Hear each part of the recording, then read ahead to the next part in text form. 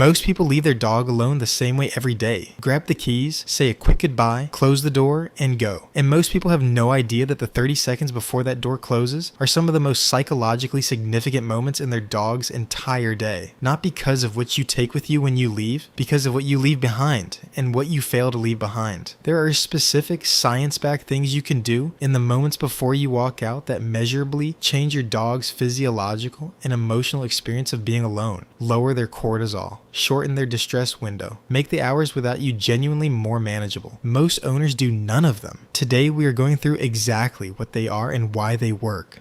The departure, distress window. Before we talk about what to do, we need to establish what is actually happening to your dog the moment you walk out. Research from the University of London used cameras to track dog behavior during owner absence across multiple households. The finding was consistent. The most intense stress response, vocalization, pacing, destructive behavior, clustered almost entirely in the first 15 to 30 minutes after departure. This is the departure distress window. It is not simply your dog missing you. It is the acute neurological shock of losing access to their primary attachment figure. Cortisol spikes. The threat detection system activates. The dog begins scanning the environment for signals of your return before you have even reached your car. What you do in the minutes before you leave directly shapes the intensity of this window. You cannot eliminate it entirely, but you can significantly reduce it. And the difference that makes, accumulated across every departure, every day, over the lifetime of your dog, is not trivial. It is one of the most concrete ways available to you to improve your dog's daily quality of life without changing anything dramatic about your routine.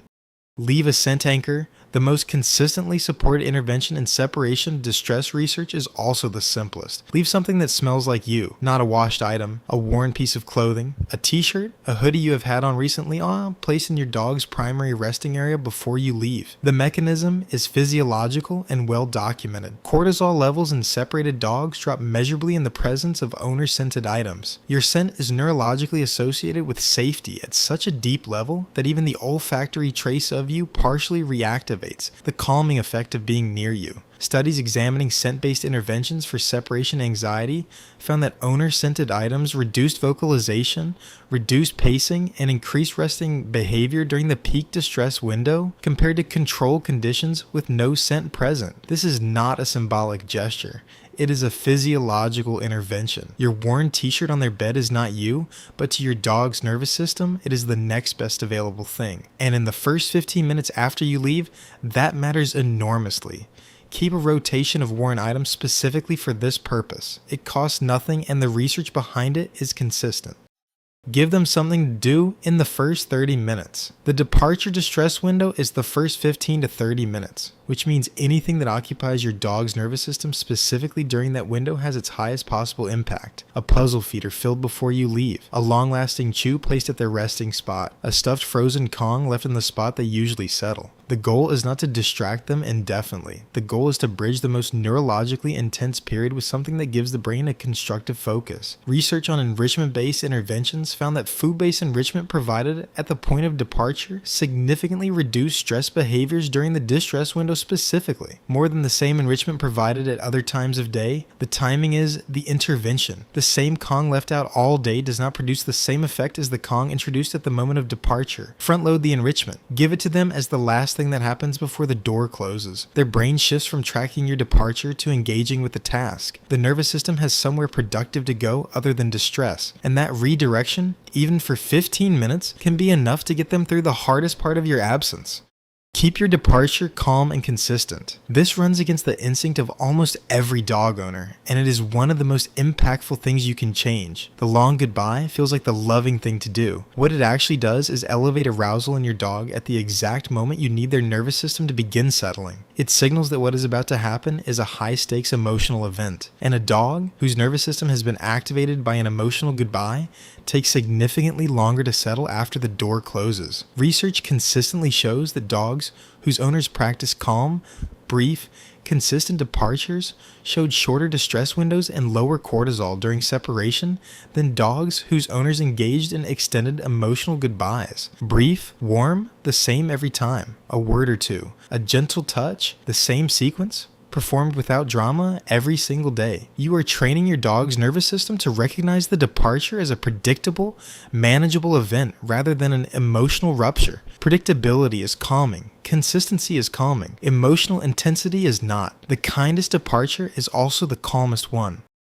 Establish a departure cue they can trust. A departure cue is a specific word or short phrase used only at departure. Every single departure without exception that your dog learns to associate with the reliable prediction that you will return. A dog that has heard the same word at every departure, followed reliably by your return, begins to process that word as a safety signal rather than a threat signal. It does not tell them you are not leaving. It tells them this departure is one of the ones that resolves, one of the ones where you come back. Research on predictability and separation distress found that consistent pre-departure cues reduce anticipatory anxiety in dogs with separation-related issues. The dog is not comforted by the words themselves.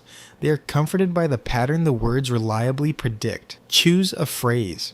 Use it every time, only at departure, never in any other context, because the power of the cue is its exclusivity. The moment it appears in other situations, its predictive value dilutes. Keep it singular. Keep it consistent. The words matter less than the reliability of what follows them every single time. Manage the sensory environment. What you leave your dog in matters as much as what you leave them with. Research on auditory enrichment during owner absence found that certain types of sound, classical music, calm ambient audio, audiobooks with human voices, measurably reduce stress behaviors compared to silence or random noise. The human voice is especially effective. Dogs left with recordings of calm human speech showed lower heart rates and more resting behavior than dogs left in silence. Your dog's nervous system is oriented toward human vocal presence. A calm voice in the background provides a partial substitute for the social environment your dog is missing. It does not replace you, but it reduces the contrast between your presence and your absence, and that contrast is a significant part of what makes being alone hard. Leaving a television on produces mixed results. High stimulation programming with rapid cuts and loud audio can increase arousal rather than reduce it. Calm, consistent sound, a radio station, a specific playlist, an audiobook is more reliably beneficial. Light levels matter too. A dog left in a dark or overly bright space experiences higher stress than a dog in a naturally lit, comfortable environment. Before you leave, consider what you are leaving them in, not just what you are leaving them with. The return matters as much as the departure. Everything you do before you leave is amplified or undermined by how you come back. The intensity of your dog's greeting at your return is proportional to the stress accumulated during your absence. The explosion of energy at the door is relief discharging, the nervous system resolving a period of sustained incomplete safety. Matching your dog's frantic reunion energy with equal frantic energy confirms the reunion as a high-stakes emotional event, which means the next departure will be anticipated as equally high stakes. A warm, calm, unhurried return, getting down to their level, making genuine contact, letting them settle, regulates the nervous system back to baseline more effectively than meeting their intensity with intensity. The reunion also sets the emotional tone for the rest of the evening. A dog that has been allowed to discharge their reunion energy calmly, that has been met with genuine presence rather than rushed acknowledgement, carries less residual cortisol into the hours that follow. They settle faster. They sleep better. They begin the next day from a more regulated baseline. When they have settled, when the cortisol has dropped and the nervous system has returned to baseline, that is when genuine connection is possible. Not in the explosion at the door, in the quiet that comes after it. Your dog cannot understand why you leave. All they have is what you give them before you go, and the reliability of what happens when you return. Drop a comment. I read every single one. Subscribe. New video every week. See you next time.